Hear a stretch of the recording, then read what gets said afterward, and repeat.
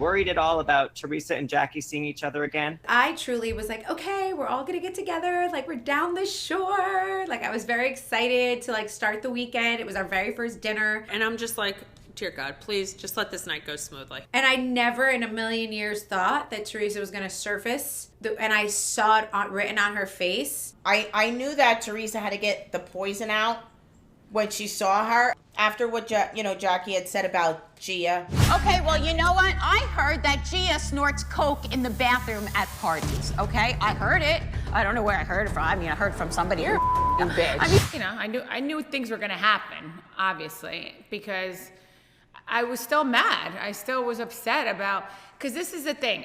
I wasn't trying, I didn't go to her party thinking like, oh my God, I'm out to get Jackie. But when Jackie said that comment about my daughter Gia, I know Jackie now. Like, she thinks about it, and then like, you know, it was vindictive. She knew that was gonna hurt me, and so she said it. And then she comes out with the vibrators. This is called the King.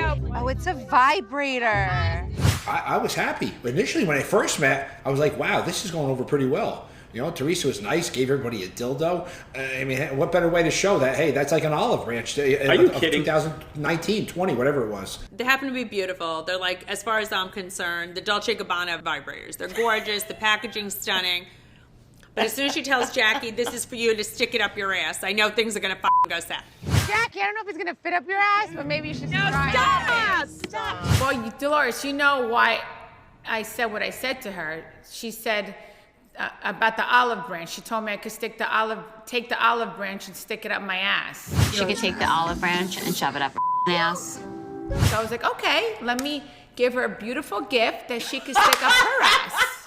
So, and I think my gift she would enjoy. I knew that she came to fight, and I was just not in the mood for it. If she had given it to me and been like, you know, here's my olive branch, then I would have thought that it was really cute. But the way that she gave it to me, I was over her at that point. I just wanted nothing to do with her. She did that, and I was like, all right, well, here goes night one. Like, I knew it just put such a tone into the air. This is not good. It's right out of the gate. It's not going to be good. I'm like, okay, now my meal's going to be ruined, and so is my vacation. It was like, I don't even know why we're going to sit down and have dinner at this point. I knew right then and there, like, this night's screwed. And I knew the way she said it to Jackie. It wasn't even like a little bit nasty. It wasn't just like, hey, why don't you shove it up your ass? It was like it's on type of thing. Listen, I have a soft heart. Ideally, I would like a time when Teresa and I could be more than cordial, but I don't think that in her heart there's a place for me, and I am fine with that. I am not for everyone, but I am done trying. To me, I'm always on guard with her forever. It was a nice gift. I'm sure, you know, I'm sure if she tries it, she might like it. So I'm sure she liked it. I know you keep saying to stick it up her ass, but haven't we been trying to get the stick out of Jackie's ass? Maybe maybe they'll loosen things up and she'll be happier. Oh my God. We're talking in circles here, wasting a lot of time on Jackie's ass. Oh my God. We love your ass, Jackie. It's a cute little button of an ass. I don't think it'd fit up there, Tree. Did you see the size of that thing? They don't call it the King for nothing. I mean, it scares me, that thing. That looks very aggressive. It doesn't look like it's for human consumption. Wait, tell you the truth. Wait, Dolores, I haven't used it either because it is kind of big, you know? I mean, I'm going to try it, though.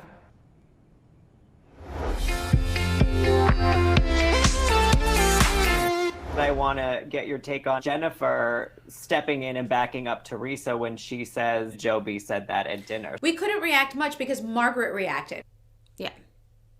Did you ever hear it in town from anybody in Tenafly or Englewood? Tell me right now. No. Thank you. Marge was a little upset? Nah. Yeah. Yeah, a little bit. I mean, Margaret went crazy on Joe B. Joe, I felt for you that night, Joe. I was lost. I really didn't know what to do for you. It was I rough. sat there and I was in outer space. It was all your fault, Joe. Yeah, Joe, just say it how it is. It is what it is. They got it on camera anyway. The rumor was that he's got a girlfriend. And to be quite honest with you, I've sort of heard the same rumors. No matter what I would say, I would have got killed. So I had to say nothing. And you did. And you didn't say nothing. But she just went off. Oh, my God. She ripped him a new one. He couldn't say 2 words to me. I mean, that guy didn't even make eye contact with me. He was so petrified. Joey, when she was yelling at me, and it was a pause, so I was supposed to, I guess, respond, and you grabbed me by the shoulder and you said, don't say anything. No matter what you say, it's bad. I did? Yeah. And I was so worried about you. I really were. I thought you were done. I thought she was going to cut you up, throw you in the bay. It was over. Nah. He was just with the guys. He was just having a good time. Don't don't be mad at little Joe. But at the end of the day, he was drunk. It's a bad game of telephone. My husband should not be drinking so much and should not be talking about, and that would only hurt Jackie. So I wasn't upset for me. I was so upset to the fact is I knew Jackie was already vulnerable and in a bad state. So I was like, that's it. I said to Joe, do you see what fucking happens here? You hurt somebody. I was pissed and hurt and upset. Because I could not watch this girl crumble another second. Oh, God. I just couldn't. And, my husband could handle me, obviously. Jen, I think you felt really... Attacked? I want to know if he said he heard it in town. No, he did say it in town. Were you no, there? No, Bill told me. Will you then shut First of all, don't tell me to shut up. You're Bill's shooting in here. the medic. Shut up. I want to talk to my husband. She went so crazy on me, and I was like, the f*** did I do? I didn't say it. Your husband said it. Why don't you turn around and get mad at him? And she yelled at him in front of everybody. I felt so horrible that, I was the reason that Joe was doing this. But honestly, he should know his wife by now. He should know that he's not allowed to do those things. Otherwise, he's going to get punished. Don't try and accuse my husband. Stand by your man. Yeah, but Bill, that Yenta, goes home and says something to his wife. Jennifer says it, perpetuating it. Jennifer told Teresa in the car on the way there. Bet you don't know that. No, I didn't even know when she told her. In the car on the way there, wanted to jump out of the car. Bill told me very interesting information about what was said at boys' night. Like a conversation that I had with my girlfriend in the car ride over here has nothing to do with you. But if she brought it up, if my girlfriend brought it up, i.e. Teresa, then your beef is with Teresa. Or your husband, who is the initial person who said it in the first place, but not with me. How did I get involved? She blew up at me. They always go at it, so it's like I'm used to it. She gets mad at me. You know what? But Jennifer, she could take. She's good. She knows how to handle herself. Don't mind Margaret. I respect my elders. Come on. Oh my God. Jen, you bring up that Bill told you about what Joe B had said at guys' night. Bill told me very interesting information about what was said at boys' night. Well, that when the rumor came up, Joe Benigno apparently said that he heard the rumor too. Yeah, I was so happy. You were so happy. I was so happy. She's like, I'm so happy right now. See? Thank you. Now my story's kind of validated. And I'm being straight up. I'm saying it the way it is. I was grinning from ear to ear because I was like, yes, I got validation. Yeah, my you were Joe very B happy. got my back, To get thrown under the bus, like everybody else. Like, they're all coming at me again, which I'm so used to it. Like, listen, you only could be the punching bag for so long. And then after that, I just dust myself. I just dust them off. Yeah, exactly. And I keep standing strong, like my last memoir. So it's all good. So I was happy that Joe Benigno, validated the situation. Because it's like I wasn't trying to start trouble. She wasn't trying to start trouble on purpose. Like I was trying to tell her so she could make the rumors stop. Like, that's a girl's girl for you. Like, you don't want these rumors to be out there about your husband. Like, you want them to stop. So, put a stop to it. And that's why I was trying to help her, if anything, but she didn't look at it that way. No. Jen, when you revealed this information, did either one of you then think that Margaret must have known this information too? Absolutely. I'm sure, where else would he have heard it from but Margaret? He said he heard Margaret and the girls talk about it or whatever. Like, I'm wondering, when did that happen? Did that happen before Evan's first party or after Evan's first party? Okay, let me just say something. These Yenta men are like a bad game of telephone. And Teresa they're says... so bad. They're a bunch of pussies the way they talk. We repeat less than them. They drink and say stupid stuff. And I knew what Joe said. He said, I heard it around my house. Yeah, I heard it before. I heard it around my house. All these girls are talking about it. My husband never heard it in town.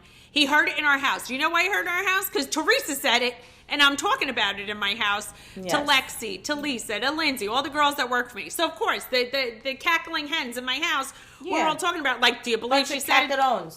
But Bill Aiden, they're all drunk, goes home and tells Jennifer, and Jennifer has to run and tell Teresa, oh, don't worry, it's not just you.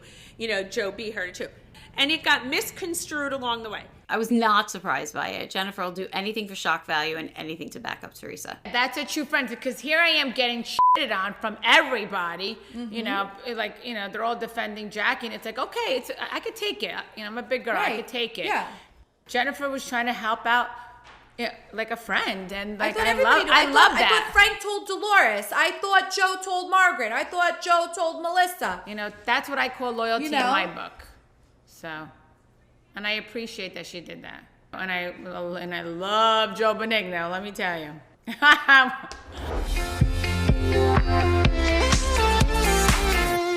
At the party, Melissa starts to question your real feelings about David a little bit. Can I ask you a personal question? Yeah.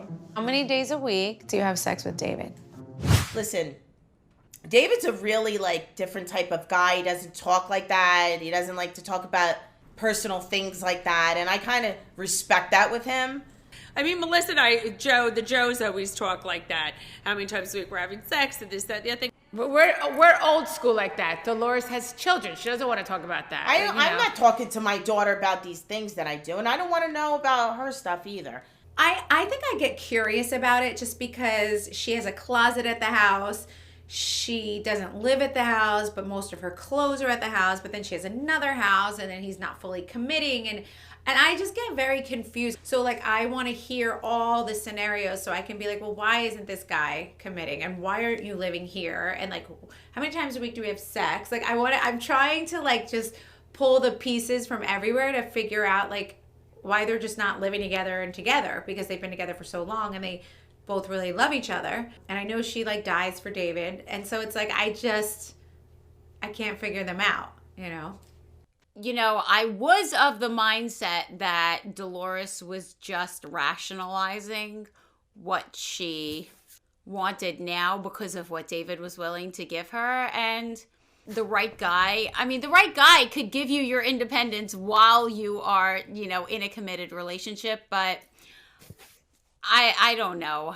But listen, we all know David's good in bed. The guy's a gynecologist. Enough said. He knows his way around the lady parts.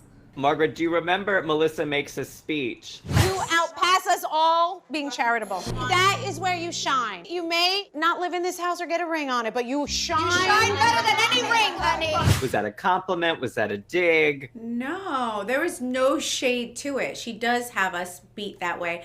I tend to blurt things out, but there's usually a lot of truth to whatever I blurt out. Melissa, I was like, she doesn't need a ring, and if she wanted this house, she could have it. She just didn't want to move in. She did decide it.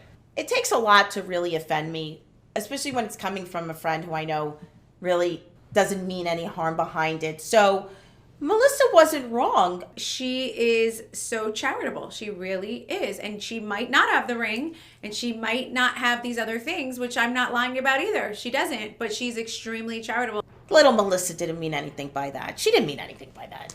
Listen, she definitely didn't mean anything by it. It was a backhanded compliment. She wasn't trying to stick it to Dolores. It just totally came out wrong. It came out wrong. If you take it for verbatim what she said, it came out wrong. Listen, Dolores, you don't have a ring, you don't have a house, but listen, you're top in charity. I'll take it. That's what, you know what? I'll take it. Exactly. So that's not a dig. No.